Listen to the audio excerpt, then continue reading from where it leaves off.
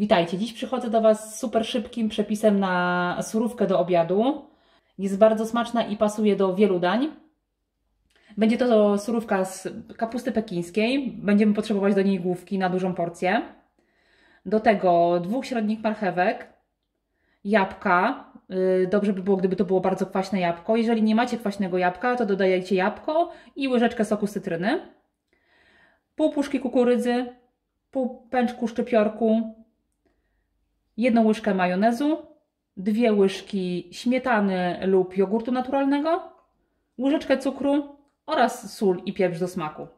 Zaczynamy od przekrojenia kapusty na pół. Odkładamy sobie 1 połówkę, a następnie kroimy w paseczki.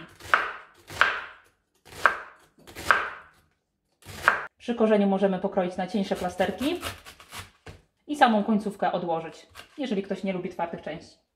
Przekładamy do większej miski i zabieramy się do drugiej połówki.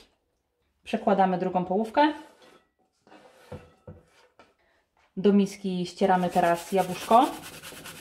Ja mam bardzo kwaśne jabłko, praktycznie nie nadaje się do jedzenia na surowo, więc tutaj do tej surówki będzie w sam raz. Jeżeli macie jabłka słodkie w domu, to tak jak mówiłam, dodajcie po prostu łyżeczkę soku z cytryny dla przełamania smaku. Tak samo tarkujemy 2 marchewki. Następnie dorzucamy kukurydzę,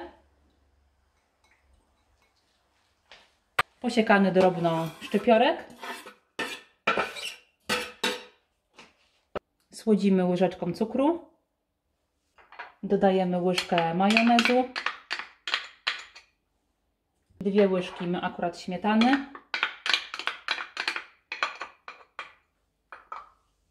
Oraz oczywiście przyprawiamy pieprzem i solą. Tak wstępnie, później jeszcze spróbujemy, czy surówka jest słona i ewentualnie dosolimy na końcu. Teraz pozostało nam tylko wymieszanie.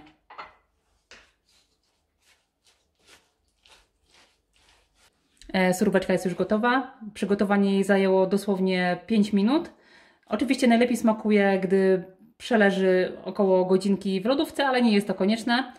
Zachęcam Was do wypróbowania tego przepisu. Życzę Wam smacznego i zapraszam do innych naszych filmików.